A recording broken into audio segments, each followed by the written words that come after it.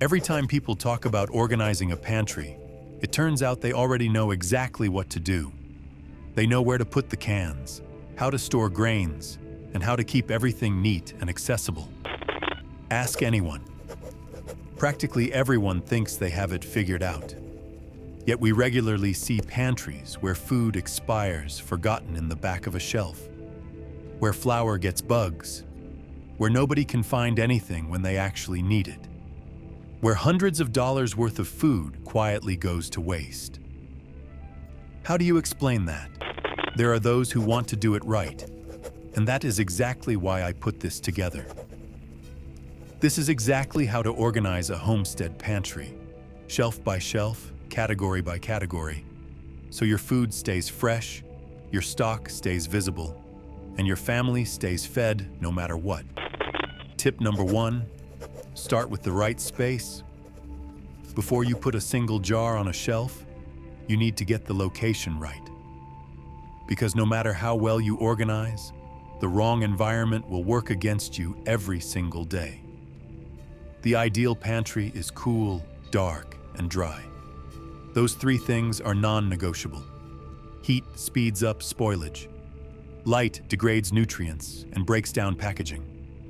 Moisture invites mold, rust, and pests. The best spot in most homes is an interior wall, away from the stove, away from the water heater, away from any window that gets direct sun.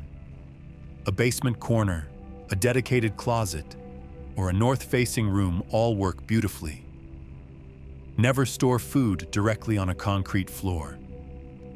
Cold concrete sweats, and that moisture will creep into everything sitting on it. Use wooden pallets, plastic shelving, or at minimum a layer of rubber matting underneath your storage. Get the space right first. Everything else builds on top of that. Do you have a pantry like this? Or is yours still a collection of random shelves, forgotten cans, and things nobody remembers buying? Drop it in the comments. I read every single one. Tip number 2, build your shelves with a system and stick to it. This is where most people go wrong. They put things where they fit rather than where they belong.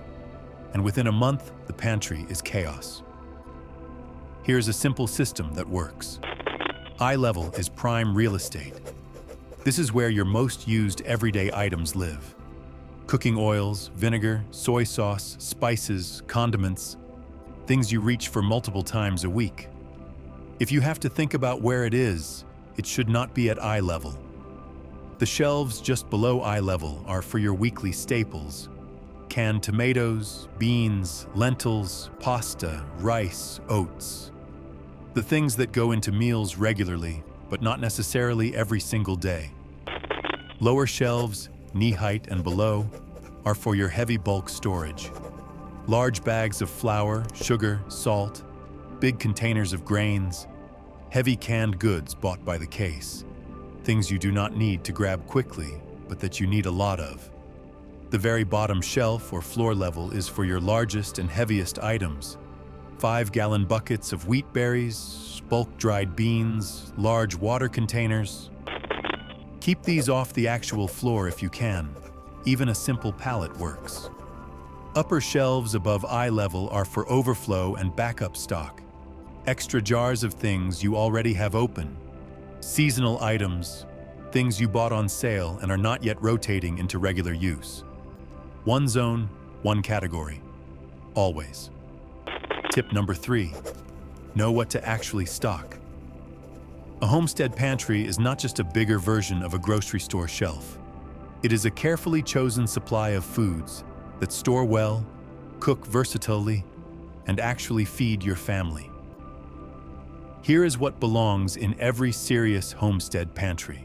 Grains and starches. White rice keeps for up to 25 years when stored properly. Whole wheat berries, rolled oats, cornmeal, pasta, and all-purpose flour. These are your calorie foundation. Store more of these than anything else. Legumes, dried lentils, black beans, kidney beans, chickpeas, split peas. They are cheap, they last for years, and combined with grains, they give you complete protein. Do not underestimate them. Fats and oils. Coconut oil, olive oil, vegetable shortening, and ghee. Fat is the most calorie-dense food you can store. It is also the first thing people forget. Without fat, cooking becomes nearly impossible and your calorie intake suffers. Salt, sugar, and honey. These three have essentially unlimited shelf life when stored correctly. Salt preserves food. Sugar fuels the body. Honey is both a sweetener and a natural medicine. Stock more than you think you need. Baking essentials. Baking powder, baking soda, yeast, and powdered milk.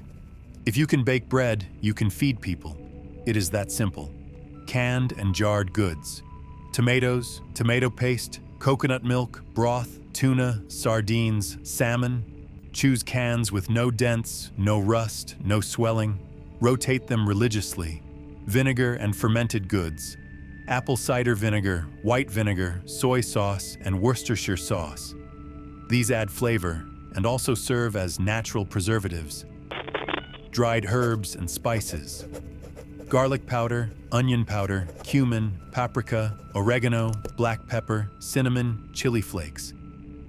A well-stocked spice shelf turns basic survival food into actual meals.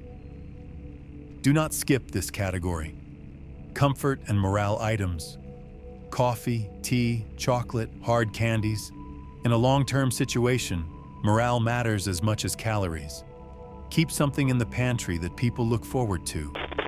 If you find this content useful, hit the like button and subscribe to the channel. That is the best motivation for me to keep making more materials like this for you. Tip number 4. Use the right containers. How you store food matters just as much as what you store. Dry goods like flour, rice, oats, and sugar should never stay in their original paper or thin plastic bags. The moment you bring them home, transfer them into airtight containers. Wide-mouth mason jars are the gold standard for most things. They seal tight, they are stackable, and you can see exactly what is inside and how much is left without opening anything. For longer-term bulk storage, anything you are putting away for 6 months or more, use food-grade Mylar bags inside 5-gallon buckets. Add an oxygen absorber before you seal the bag. This setup, done correctly, can keep white rice or dried beans viable for 20 to 25 years. For oils and vinegars, keep them in their original dark glass bottles if possible. Light degrades oil fast. If you buy in plastic, transfer to dark glass. Label everything, every single container. Write the contents and the date it was stored. No exceptions. Your memory will betray you, and 6 months from now, you will not remember whether that jar is from this year or 2 years ago. Tip number 5. First in, first out, always. This is the single most important habit in pantry management, and it is the one most people skip. Every time you add new stock, the new items go to the back.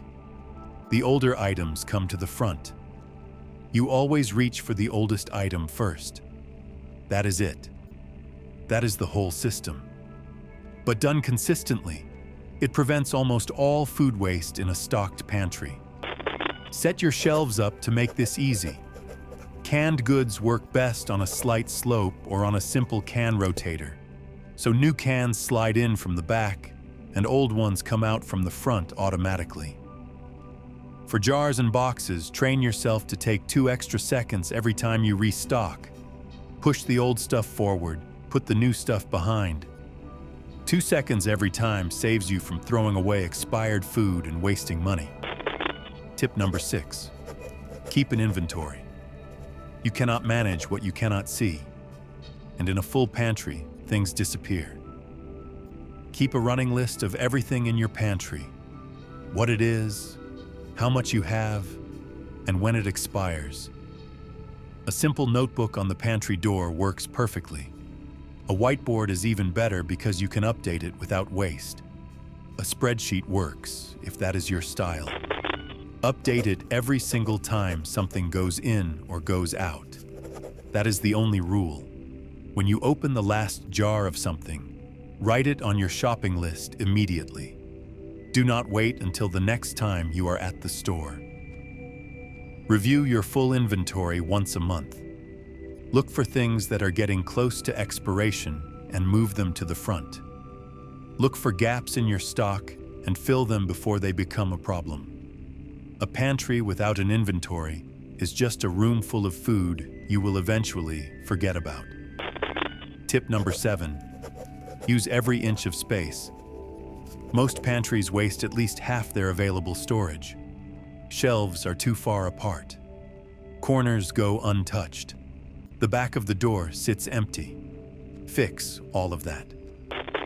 Install adjustable shelving so you can customize the gap between shelves to exactly what you are storing.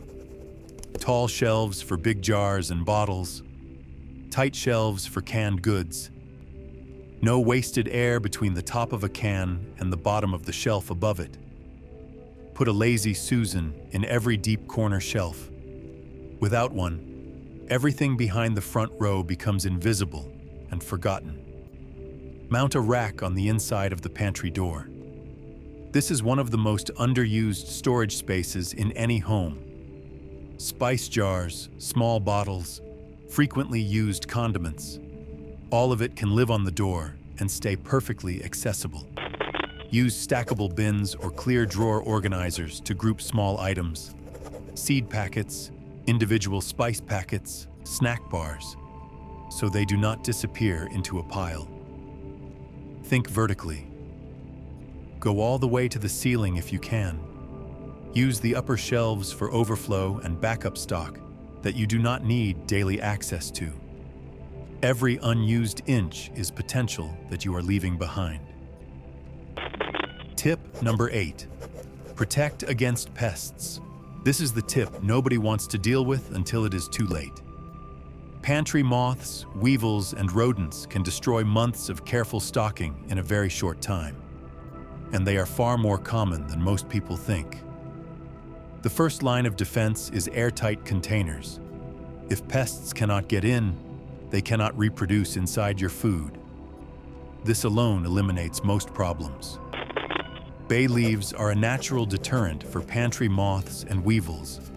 Place 1 or 2 inside every container of grain, flour, or dried legumes.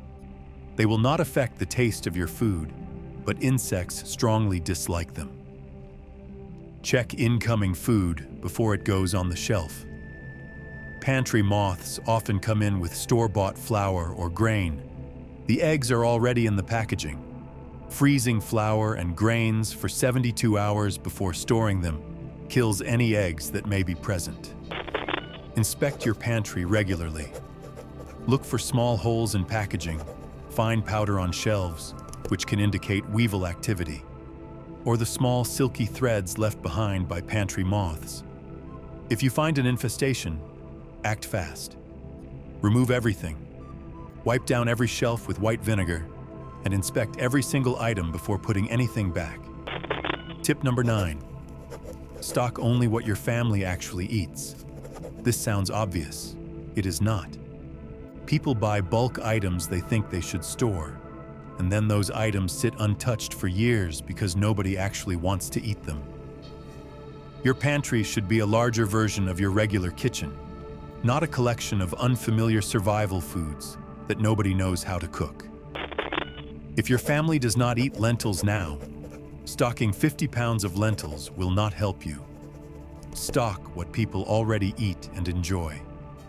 Learn 1 or 2 new staple recipes at a time and expand gradually. A pantry full of food your family will not touch is not security. It is waste with extra steps.